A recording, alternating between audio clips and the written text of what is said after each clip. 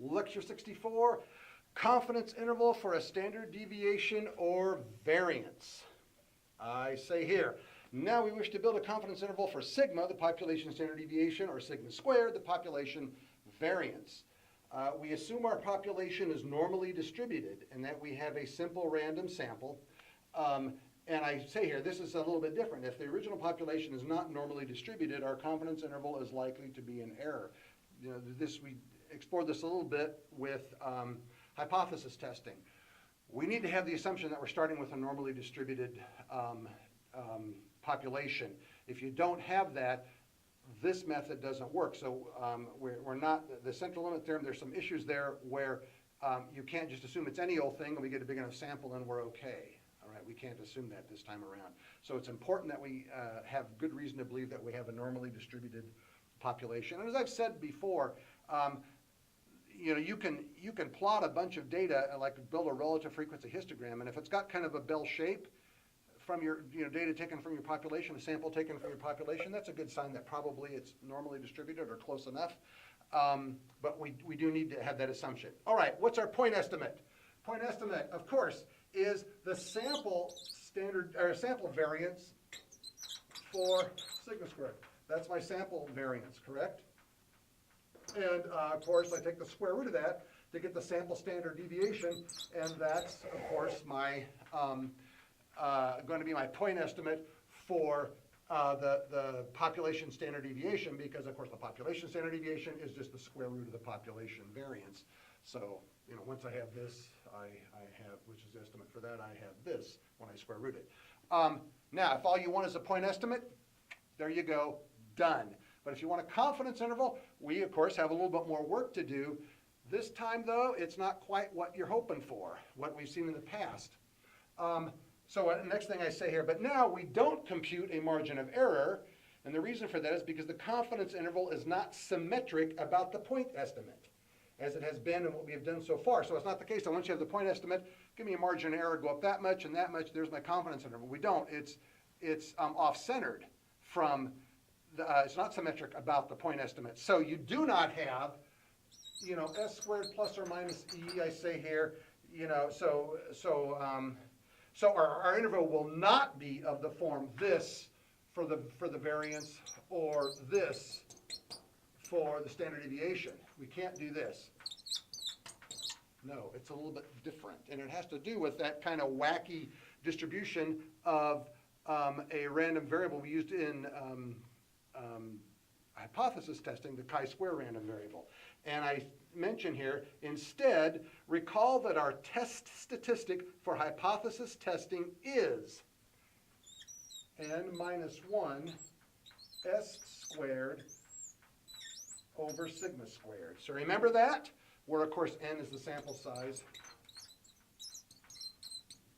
So that n minus 1 is again what we call the degrees of freedom. So you should remember this from hypothesis testing for a variance or standard deviation.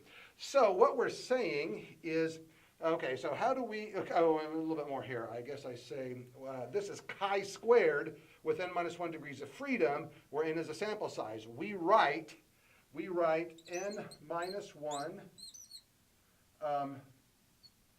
s squared over sigma squared. Our notation is this behaves like a chi-square random variable with n minus 1 degrees of freedom. So that kind of summarizes all of what I've just been saying. So how do we construct a 101 minus alpha % confidence interval for sigma squared? The answer is we first find the critical values for the left and right tail probability of alpha over 2 on the chi-square curve. So we first do this. I'm going to draw a little bit. I'm drawing this kind of off to the side in my space that I have there. I have my, let's see, I want it to go kind of like that, and then kind of like that. All right, that's kind of what the chi-square random variable looks like. And so this is chi-square n minus 1. And what do? I find the critical values here and here such that that area is alpha over 2 And this area right here,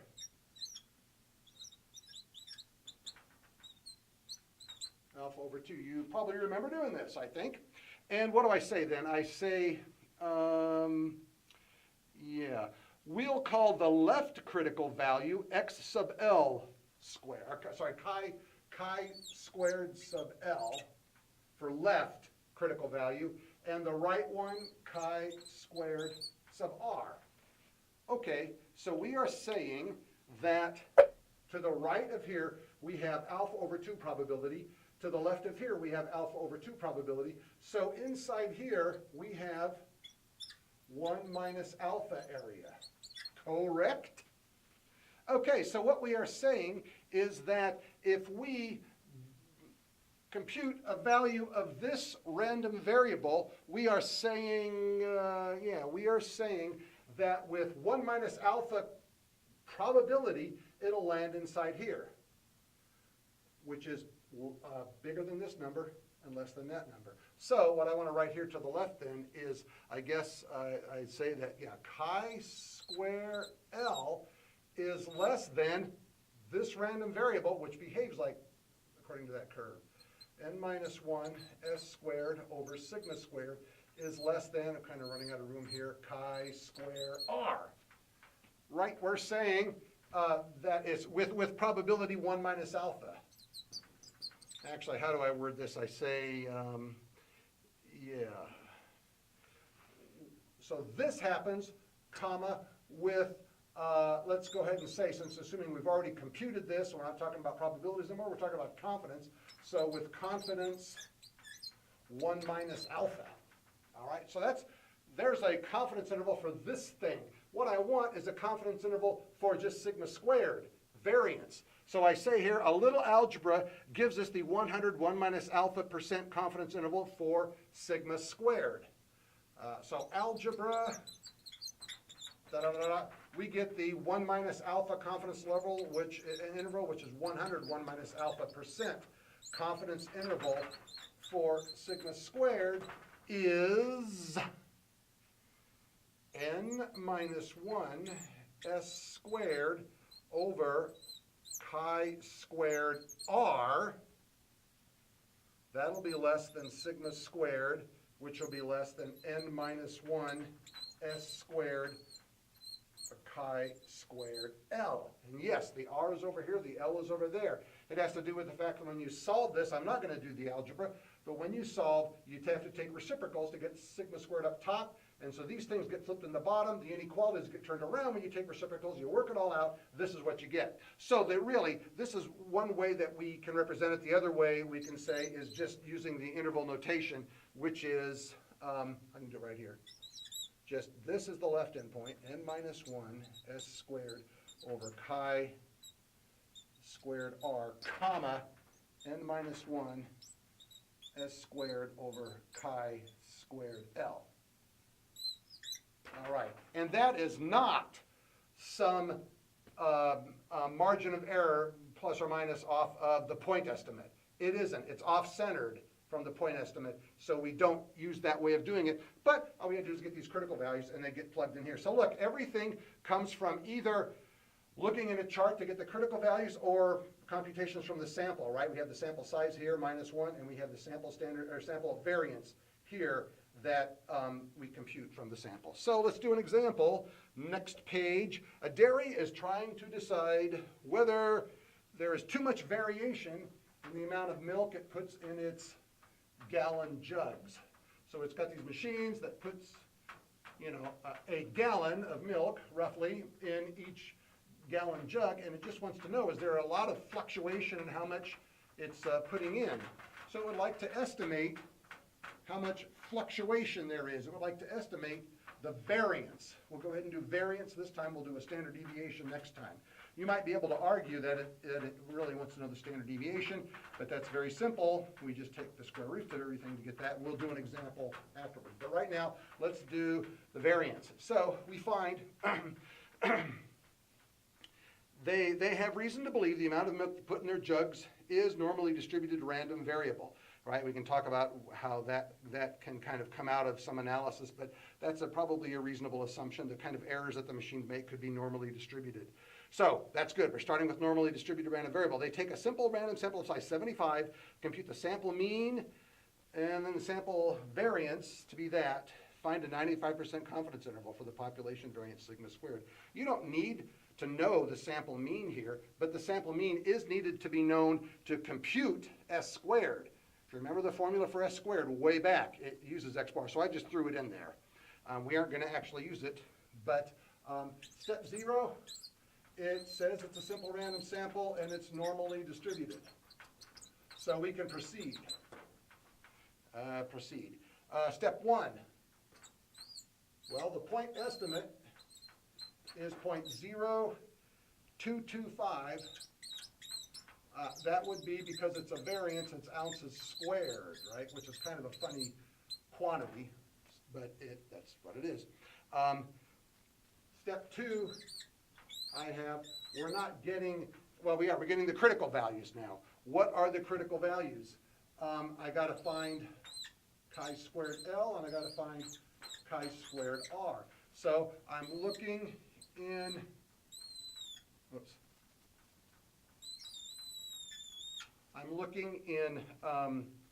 what do I have here?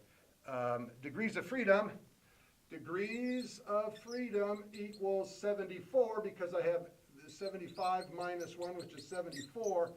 And the table I have to go below to use 70. And what I get is, if I want 95% confidence interval, so I have 1 minus alpha is 0.95, so I want to have 5% of the area in the tails, so I want to have 0.025 there, and I want to have 0.025 there. So if I go look up, I can find that chi squared R is 95.023. I'm looking for the one that has, well, I'm not going to write it here because I'm going to get crowded. I'm looking for the value that has 0.025 area to the right, and that's what I find. Now, over here, I want the value that has 0.025 area to the left. Most tables don't give me that. I have to find the value that has the rest of the area to its right, correct? We've done this before, and that is 100% minus the 2.5%, it's 97.5%, so I need to look up the critical value that has 0.975 area to the right for degrees of freedom 70, and I get 48.758. So this is 48.758. There are my two critical values. Okay, I guess step 3 is assessing for the margin of error. We don't have one, right? We don't do that in this case. No margin of error.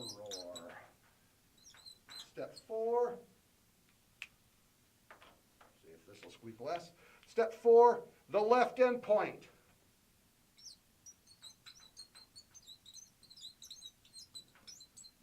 And I won't write it down generically because it's right here. Right. So it's n minus 1 will be 74 times s squared, which I compute to be 0.0225, divided by chi square r, divided by, right there, 95.023. And that turns out to be 0.0175. Dot, dot, dot, dot, dot, dot. Okay, that is the left endpoint. I want it out to the nearest, I'm going here to the nearest thousandth, let's say. To the nearest thousandth. Should I round up or down? If I round up, the left endpoint is being shifted a little to the right, and I may have trimmed off some of my probability or confidence. And so I might be lying to claim that I'm going to give you a 95% confidence interval. So maybe this one on the left one I should round down. So I'm getting 0.017. In fact, I guess I rounded, yeah, I guess I rounded there. Okay, what is the right endpoint?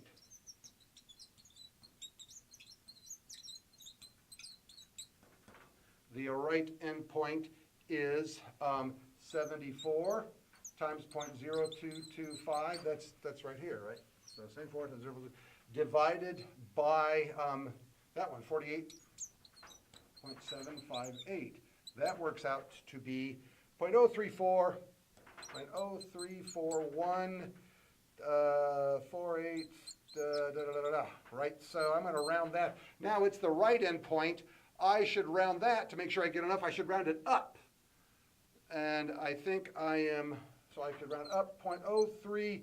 You know what? It's so close to 4, I might just cheat and just not round up. I might round down. I rounded that one down, so I'm shifting things a tiny bit. Probably this is still pretty darn close. If you were doing this with a computer, of course, it would keep everything out to the craziest decimal point and keep track of all that. I think what we have here is pretty good. So, there's my confidence interval. It's 0.017 to 0.034. That's my 95% confidence interval. Step 5, we are 95% confident. We are 95% confident that the variance for these gallons of milk is between these two numbers. I'm not going to write it out. You finish. You finish, write it out. We'll stop there. I'll stop with that problem. We will do one more problem, and at the bottom I say, so, pause me and write out that final conclusion. I've been writing enough of them. I don't need to take my time and your time to do that. You should be able to do that. So pause if you want, get it written, and then go on. It says to get a confidence interval for the standard deviation, since the standard deviation is just the square root, all we have to, of the variance, all we have to do is, build in the interval for the variance, but then just take the square root of the endpoints. We get the square root of each endpoint. That becomes the endpoints of our standard deviation confidence interval. So let me just run through that real quick. Really, if you understand what I just did, this example, you understand how to do that, you understand what I'm about to do. But it's just one more kind of to practice a little, and then we'll also, at the end, we'll make it a standard deviation interval instead of a variance interval. So, foot lengths of men are believed to be normally distributed.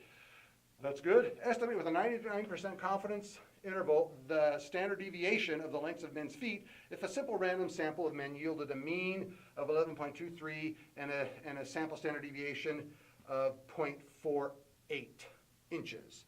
Okay. Oh, and there are 21 men, right? 21 men in the sample. All right, so this is my example. I'm not going to write all that down. 0, it's a simple random sample, and it's normal. So go. Step 1. S we're given to be 0.48. Step 2. Chi-squared, left point, degrees of freedom is 20. Degrees of freedom is 20. So I'm going to say chi-square left. This is a 99% confidence interval. So on the left, so there's 1% area in the tails. So the left tail has to have 0.5%. So I want the critical value that has 99.5% to the right. I want 0.995 area to the right. I look it up in the table with degrees of freedom 20, and I get 7.434. You should be able to get this. All right, you should check to make sure you can get that. And chi-square R is 39.997. Because I want 0.5%, 0.005 to the right. And so that's what I get. If you can't get those, let me know. We'll see what the issue is. But you should be able to work through and get them. Don't just take my word for it here. I could be wrong, right? It has happened. Well, no margin of error. There's hardly a reason to keep putting in step 3, but it's there. 4 is then figuring out the left and right endpoints. What are they? Well, let's do the left endpoint. It's n minus 1 s squared over chi squared r, but this time we're going to square root it. So it's n minus 1, well, let me write this in, n minus 1 s squared over chi square r, but then we will square root it. And so I get 20 times 0.48 squared, but I'm just going to square root it. Yeah, I'll put that in, 0.48 squared. That's the sample standard deviation. So the sample variance is the square of that, so I need a square there. Divided by chi square r is 39.997, 39.997. Take the square root of all of that, and you get, left endpoint is, I'm getting about 0.3394, what should I call that?